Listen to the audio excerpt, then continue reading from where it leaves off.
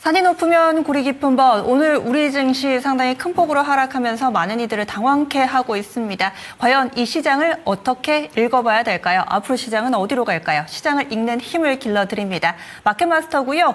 오늘 이 시간에는 세종대학교 경영학부의 김대중 교수 모시고 현재 우리 경제 상황, 환율 등등 문제점이 무엇인지 점검해 보도록 하겠습니다. 교수님 어서 오세요. 예, 안녕하십니까. 예. 저희 방송에서는 사실 처음 모셨는데 다른 여러 매체를 통해서 교수님의 이야기를 들으면은 우리가 상반기에 증시도 너무 좋고 기업들도 돈을 너무 잘 벌고 하지만은 그래도 조심해야 된다라면서 경계감을 계속 얘기를 해주셨잖아요. 특히나 환율에 있어서 원달러 환율 1,800원까지 간다 이렇게 이야기를 좀 많이 해주셨는데 지금 환율이 왜 위험하다고 보시는지요?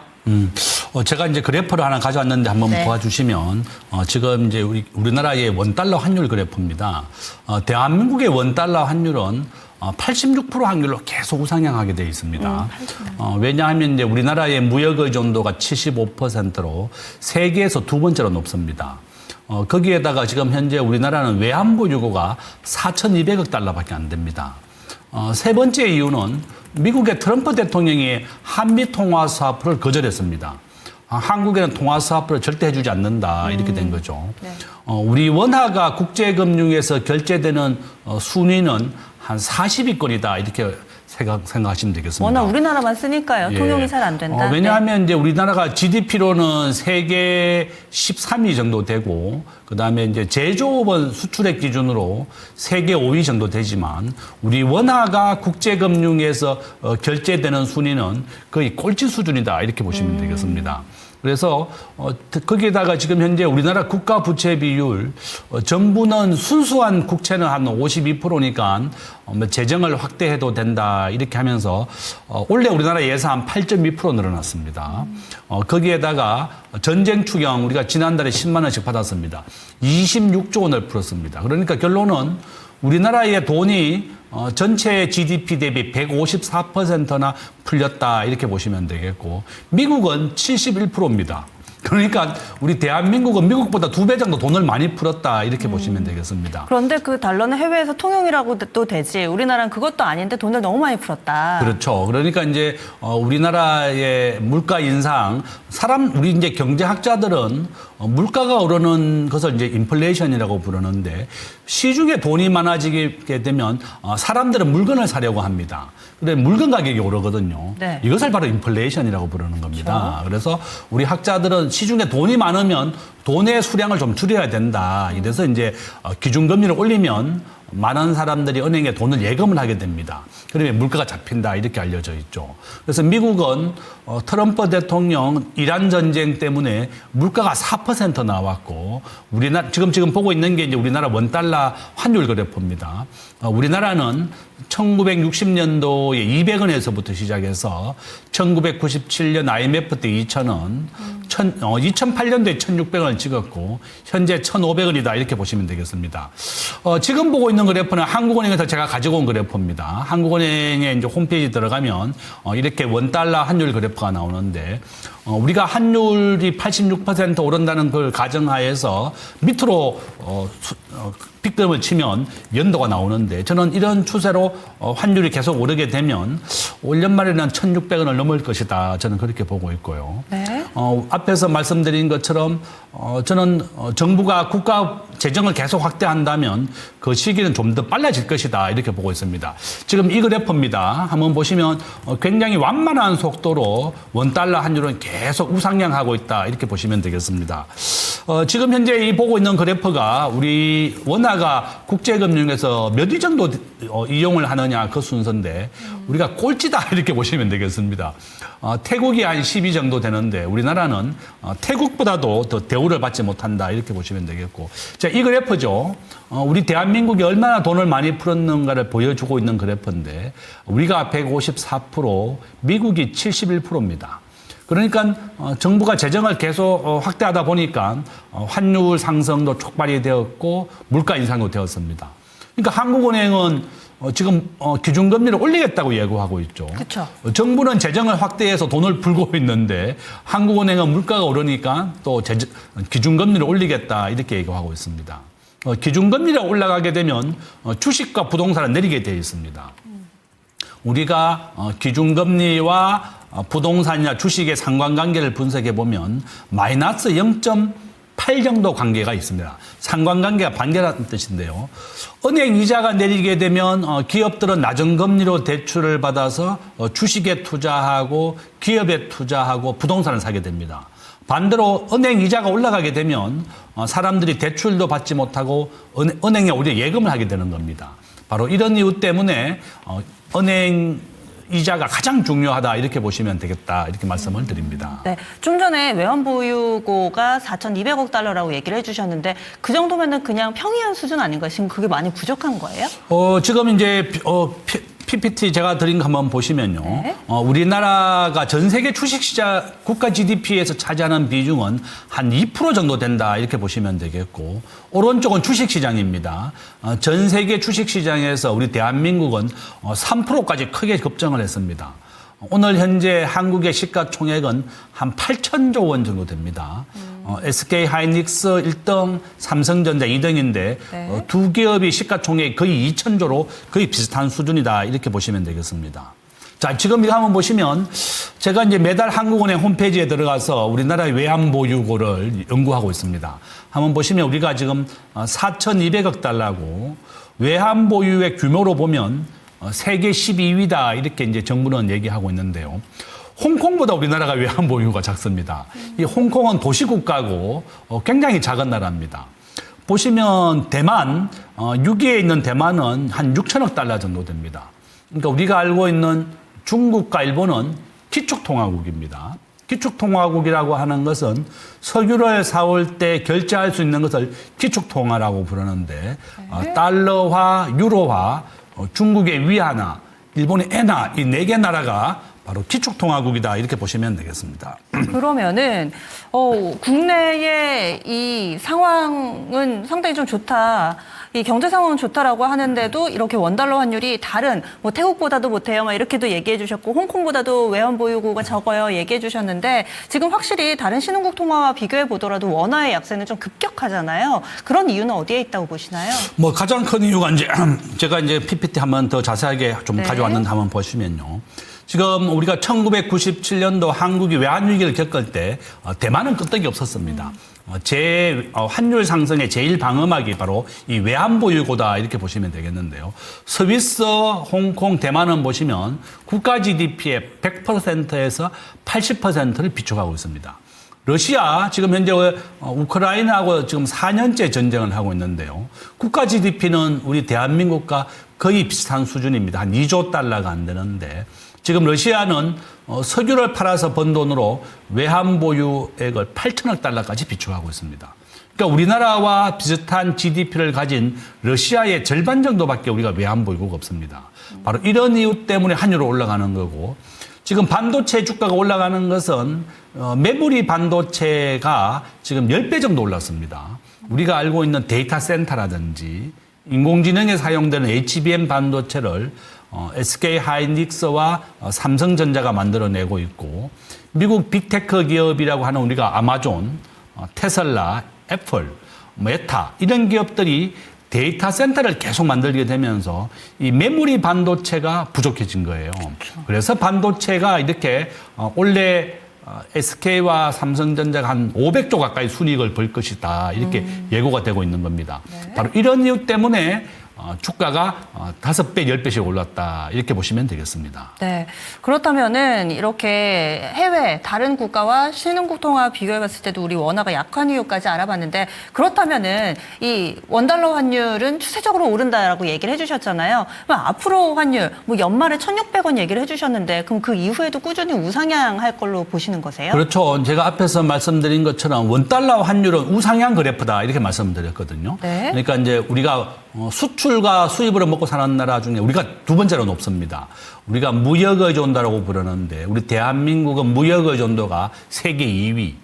세계 1위 국가는 독일인데요. 80%가 무역 의존도인데 지금 경제가 마이너스로 돌아섰습니다.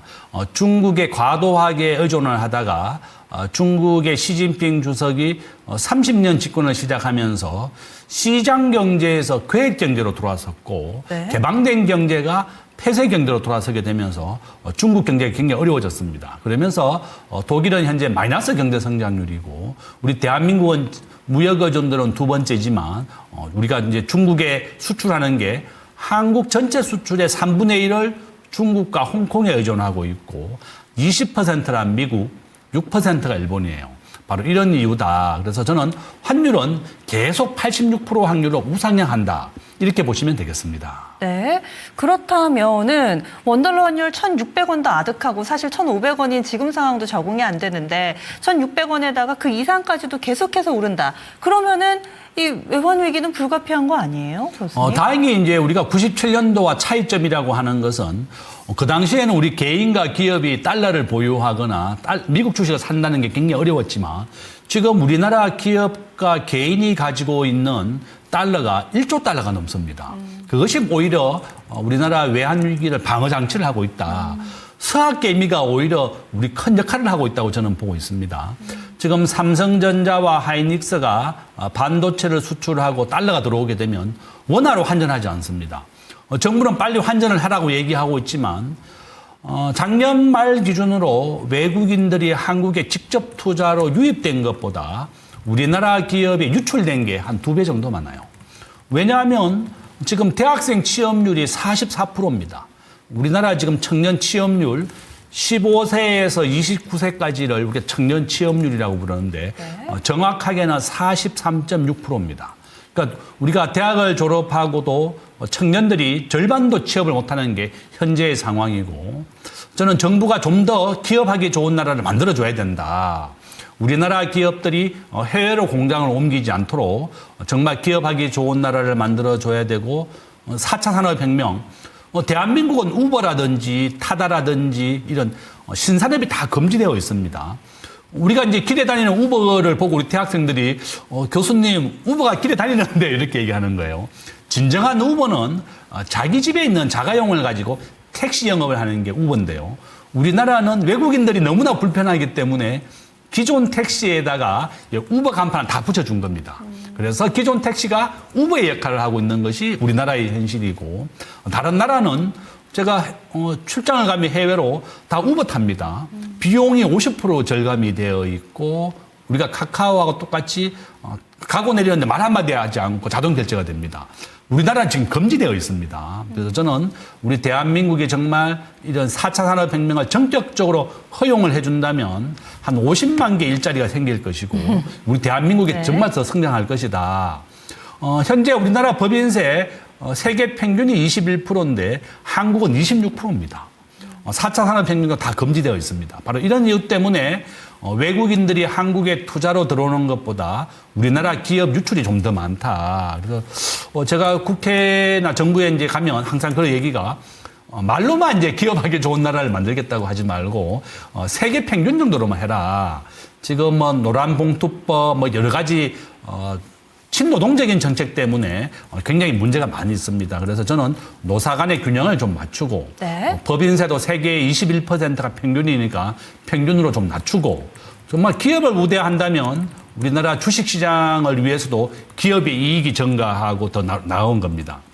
지금 반도체에만 계속 이익이 나니까 반도체가 전체 주식시장의 한 60% 정도 차지하고 있습니다. 맞아요, 비중이. 네. SK, 삼성전자, 그다음에 삼성 계열사, 삼성생명물산 뭐 이런 기업들이죠. 이 6개의 기업을 합치면 우리나라 주식시장이 62%입니다.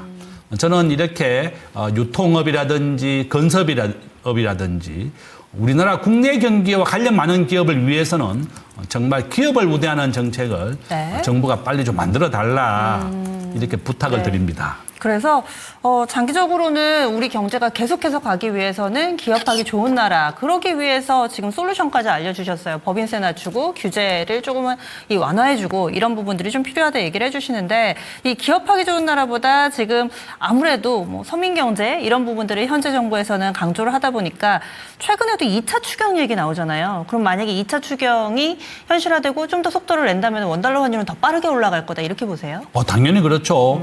지금 현재 원래 우리나라 최저임금 정확하게 2.9% 올렸습니다. 정부가 2.9%가 적당하다 이렇게 해서 올렸고 네. 우리나라 작년에 경제 성장률 1%고 물가 성장률 2%입니다. 그 두 개 더하면 3%예요. 그래서 우리 재정학자들은 정부가 재정을 한 3% 정도가 적당하겠다. 최저임금도 2.9%. 그다음에 물가 인상과 경제 성장률도 3%니까 가장 좋은 것은 3% 정도의 수준이다 이렇게 했는데 우리가 재정을 원래 예산이 728조입니다. 정확하게 8.2% 올랐고 거기에다가 전쟁 추경 얼마 전에 우리가 26조 원을 풀었습니다. 그걸 다 더하게 된다 그러면 우리나라의 재정 한 10% 정도 되고 있고 정부가 지금 2차, 3차까지 추경을 하겠다 이렇게 되어 있는데 한국은행에서는 물가가 2% 잡는 것이 목표입니다. 근데 한국은행에서는 물가가 돈이 너무 많이 풀려서 또 기준금리를 올리겠다. 그러니까 정부가 한국은행과 우리 정부가 지금 엇박자를 보이고 있는 거죠. 네, 맞아요. 한쪽은 전쟁 추경 2차, 3차를 풀어서 돈을 풀겠다는 정책이지만 한국은행에서는 반대다. 금리 인상. 예, 금리 인상은 그러면 금리가 인상되게 되면 주식 시장이나 부동산 시장이 위축이 되는 거고 우리 서민들은 대출 이자가 올라가는 겁니다. 그래서 저는 정부가 좀 더 한국은행과 좀 긴밀하게 협의를 해서 재정을 확대하는 것은 그렇게 좋은 정책은 아니다. 저는 개인적으로 그렇게 보고 있습니다. 그리고 환율에서 하나만 더 짚어볼 만한 부분이 이 간밤에도 엔달러 환율이 계속 올라가지고 지금 2년 내 이 엔화의 가치가 최저의 흐름이고 그러다 보니까 이 일본과 미국의 당국자들이 뭐 급하게 회의를 했다 뭐 이런 외신 소식들도 전해지던데 일본의 엔화도 만만치 않게 지금 가치가 많이 떨어져 있잖아요. 이런 부분들도 우리 원화 가치 하락에 영향을 준다 이렇게 볼 수 있는 거죠. 그렇죠. 지금 현재 우리 대한민국은 1997년도 외환 위기를 주도한 것은 일본과 미국입니다. 대한민국이 미국과 일본에 도움이 되지 않고 오히려 위험이 된다 이렇게 얘기하면 일본이 단기 채권을 가장 먼저 팔면서 한국이 위기를 몰아왔고 미국도 함께 했습니다. 국제금융시장에서는 절대로 우방국이 없습니다. 무조건 각자 생존의 시대다 이렇게 보시면 되겠고요. 저는 트럼프 대통령 지금 현재 우리가 미국의 외환보유고의 90% 정도 되는 3,500억 달러를 미국에 직접 투자로 전환하기로 약속이 되어 있습니다. 현재 앞에서 보여드린 것처럼 한국의 외환보유고는 4,200억 달러인데요. 이 가운데 85% 정도 되는 3,500억 달러, 2,000억 달러는 직접 투자로 하기로 결정이 되어 있고 1,500억 달러는 조선업에 보정을 서기로 확정이 되어 있습니다. 그러면 한국의 외환보유고의 한 90% 가까이가 미국에 직접 투자로 전환되는 겁니다. 우리 대한민국이 해외에 투자를 하는 방법 두 가지 방법이 있는데요. 하나는 공장을 지어서 직접 투자하는 방법이 하나 있고 두 번째는 주식과 채권을 투자하는 간접 투자의 방법이 있습니다. 현재 우리나라 외환보유고는 지금 현재 한번 보시면 이 표에 있습니다. 한국의 외환보유고 4,200억 달러는 전부 다 미국의 정부 채권, 정부 기관채, 주식으로 투자되어 있고 현금은 4%밖에 없습니다. 4%가 바로 200억 달러다 이렇게 보시면 되겠고 이 200억 달러를 미국에 10년간 직접 투자로 전환하기로 한 겁니다. 바로 이런 이유 때문에 한국의 외환보유고가 작다는 거고 지금 보고 있는 그래프는요. 우리가 1997년도와 지금 현재와 굉장히 비슷한 분위기를 보여주고 있는 겁니다. 우리가 빨간 선 밑으로 내려가게 되면 외환 위기에 대한 신호다 이렇게 보시면 되는데 지금 그래프상으로는 거의 비슷한 수준으로 다 다가왔습니다. 그렇지만 97년도와 다른 점은 앞에서 말씀드린 것처럼 개인과 기업이 1조 달러가 넘는 달러 자산을 가지고 있습니다. 저도 개인적으로 저의 주식 투자의 절반은 미국 주식이고 절반은 하이닉스 삼성전자입니다. 네. 그러니까 미국 주식을 꼭 함께 해야만 우리가 환율을 방어하는 데 도움이 된다 이렇게 보고 있고 네. 지금 보고 있는 그래프는 글로벌 주식의 비중을 보여주는 그래프인데요. 우리가 미국이 전 세계 주식 시장의 60%를 차지하고 있고 한국은 3% 정도 됩니다. 네. 그러니까 우리 국민연금은 현재 전체 주식 1,800억 원 정도가 이제 우리 국민연금의 전체 자산인데요. 네. 한 600억 원 정도를 미국 주식, 그러니까 지금 현재 한 25% 정도로 우리 국내 주식을 가지고 있습니다. 결론은 미국 주식에 대한 비중이 국내 주식이 한 2배 정도 높다 이렇게 보시면 되겠습니다. 그러니까 우리 개인들도 주식을 투자할 때 삼성전자와 하이닉스가 작년에 10배, 5배 올랐습니다. 미국은 뭐 엔비디아가 한 100% 정도밖에 안 올랐지만 어쨌든 글로벌 주식 비중으로 본다 그러면 미국이 압도적으로 60%고 한국 한 3%다. 우리가 미국과 한국을 함께 투자해야만 환율 상승을 방어하는 데 도움이 될 것이다. 이렇게 말씀을 드립니다. 네, 그러면 이제 결론으로 여러분들이 궁금해하실 만한 자산관리법. 교수님은 뭐 부동산, 뭐 주식시장, 뭐 할 것 없이 전체적으로 다 아울러서 연구를 좀 하고 계시니까 질문을 드려볼게요. 월급쟁이가 이제는 투자는 선택이 아닌 필수인 시대잖아요. 그러다 보니까 이런 상황 속에서 현실적인 투자법, 좀 전에 뭐 비율에 대해서도 국가별 비율에 대해서도 얘기를 해주셨는데 이걸 정리해서 한 번만 더 알려주실까요? 그렇죠. 제가 지금 표에 한번 가져왔는데요. 이거 한번 보시면 네. 1조 자산가의 개인 투자법 이겁니다. 이제 이게 2018년도 기사인데요. 월급자기가 부자가 되는 가장 좋은 방법은 주식 투자다 이렇게 얘기하고 있습니다. 이제 이 방송을 보시면 월급의 4분의 1 이번 달부터 한번 실천을 해보십시오.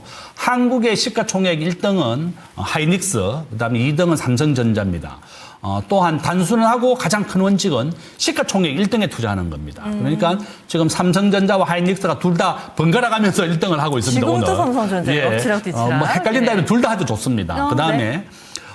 지금 이번 달에, 금년도 10월 달에 반포의 1단지 아파트를 분양합니다. 반포 네. 1단지. 무려 2,000세대를 분양합니다. 당첨만 되면 차액이 한 50억 정도 됩니다. 그러니까 네. 우리가 주식을 하면서 부동산도 함께 해야 되는 이유인데요. 한국에서 가장 빨리 부자가 되는 방법은 강남에 아파트 당첨되는 거다. 저는 이렇게 가르치고 로또 있습니다. 투자를 지금 예. 로또 청약을 알려주시네요. 이거 예. 경쟁을 높은 것 같죠. 38평 이상은 100대 1밖에 안 됩니다. 로또보다 굉장히 낮고 그다음에 18평 정도는 한 500대 1 정도 됩니다. 절반은 추첨이고 절반은 점수제로 하는 거다. 그러니까 무조건 지금 현재 이제 반포의 아파트 금년 10월 달에 분양을 시작하고 있고 정부에서 계속 부동산 가격을 잡겠다고 얘기하고 있지만 서울과 수도권에 자가집을 가진 사람은 55%밖에 안 됩니다. 저는 환율은 86% 확률로 오른다 이렇게 말씀드렸고 서울의 부동산 가격은 90% 확률로 우상향하고 있습니다. 그러니까 함께 주식과 부동산을 함께 해야 되겠고 한국에서 가장 빨리 부자가 되는 법 한강 이남의 아파트 분양이다. 금년 10월 달에 2,000세대 분양합니다. 꼭 청약하시고 그다음에 주식은 뭐 아무거나 하지 마시고 1등 주식만 하시면 됩니다. 지금 표를 한번 보시면 네. 엔비디아가 지금 시가총액 5조 달러입니다. 5조 달러니까 한 8천조 원 정도 된다 이렇게 보시면 되겠고 삼성전자가 2천조입니다. 그다음 SK 하이닉스 지금 1등과 2등이 거의 근소한 차이로 왔다 갔다 하고 있는데 결론은 둘 다 하시라. 삼성전자 하이닉스 딴 종목 하지 마십시오. 주식은 항상 1등 주식만 살아남고 네. 정부가 7월 달에 시가총액이 200억이 안 되는 기업들 주가가 1,000원이 안 되는 기업 220개를 다 상장 폐지하기로 예고가 되어 있습니다. 그래서 내가 투자하고 있는 작은 종목들이 혹시 시가총액이 200억이 안 되는지 또 주가가 1,000원이 안 되는지 꼭 확인해 보시고 만약에 거기에 미달이 된다 그러면 지금이라도 팔아서 하이닉스 사라. 이렇게 또 부탁을 드리겠습니다. 네, 그 밖에도 뭐 금도 있고 달러도 있고 상당히 좀 많잖아요. 구체적으로 딱 뭐 4대 433 뭐 이런 식으로 비율 알려주시면은 저희가 기억하기 쉬울 것 같은데요. 저는 비트코인이나 그런 데 투자하지 않습니다. 저는 또 경제학자니까 눈에 보이는 것만 투자하다 보니까 지금 비트코인이 한 절반 정도로 크게 떨어졌고 좀 가상자산, 암호화폐 오히려 떨어지고 있습니다. 저는 뭐 계속 오를 것이다 그런 말도 있지만 일단은 눈에 보이는 것. 우리 경제학자들은 이렇게 선뜻 투자를 못하는 것 같아요. 가상화폐에 대해서는. 그래서 저는 우리가 1등 주식에 투자하는 것, 삼성전자와 하이닉스, 엔비디아 이런 데 투자하는 게 가장 좋고 네. 또 뭐 제 주위에 보니까 금을 투자하시는 분들도 있는데 금이라고 하는 것은 76% 확률로 우상향은 하고 있습니다. 그렇지만 우리가 부동산이나 1등 주식만큼 안전하지는 못하다. 금의 투자 상승 확률은 한 76% 정도 됩니다. 그러니까 서울의 부동산, 아파트는 90% 확률로 우상향, 원달러 환율은 86%, 금은 76%입니다. 그러니까 금이 좀 더 낫다 이렇게 보시면 되겠고, 저는 현재 우리나라의 자가주택 보유율 55%밖에 안 된다 그랬고, 이재명 대통령 앞에 이제 문재인 대통령이 있었는데요. 문재인 대통령 때는 서울의 집값이 100% 올랐습니다. 정부가 지금 대출을 억제하고 25억 이상 아파트에 대해서는 정부가 2억밖에 대출을 해주지 않습니다. 저는 정부가 수요를 억제하고 대출을 안 해주는 정책으로 집값을 잡겠다 이렇게 예고가 되어 있는데 문재인 대통령 때 100% 집값이 올랐다. 그래서 저는 정부가 집값을 잡기 위해서는 서울의 많은 지역 그린벨트라도 풀어가지고 집을 지어야 됩니다. 우리가 집이라고 하는 것은 짓는데 보통 10년 정도 걸린다 이렇게 보시면 되겠고 재건축은 15년 정도 걸립니다. 그래서 결론은 아파트라고 하는 것은 공급 탄력성이 낮다 이렇게 가르치는데요. 네. 짓는데 시간이 많이 걸린다는 뜻입니다. 서울의 엄마 아파트가 지금 재건축이 확정이 됐는데 2030년에 이주 시작입니다. 그러니까 앞으로 4년 뒤에 이제 이주 시작하고 착공하고 입주하려면 한 15년 뒤에는 입주할 것이다 이렇게 보고 있거든요. 그래서 결론은 네. 집이라고 하는 것은 아무리 빨리 지으려고 해도 공급하는데 시간이 10년 이상 걸리기 때문에 우리 월급장이라든지 자영업자분들 꼭 서울의 아파트를 분양을 받는 게 가장 좋은 방법 중에 하나고, 두 번째는 이 주식시장. 저는 금이라든지 가상화폐 투자는 하지 않는다. 그렇지만 본인이 하고 싶다 그러면 소액으로만 해라. 전체 투자금의 한 10% 내외 정도만 가상자산이라든지 금으로 해야지, 가장 중요한 기초자산이 되는 주식이나 부동산을 하지 않고서 우리가 가상자산에 투자하는 것은 그렇게 좋은 방법은 아니다. 또 이렇게 말씀을 드립니다. 예, 알겠습니다. 오늘 말씀은 여기까지 듣겠습니다. 고맙습니다.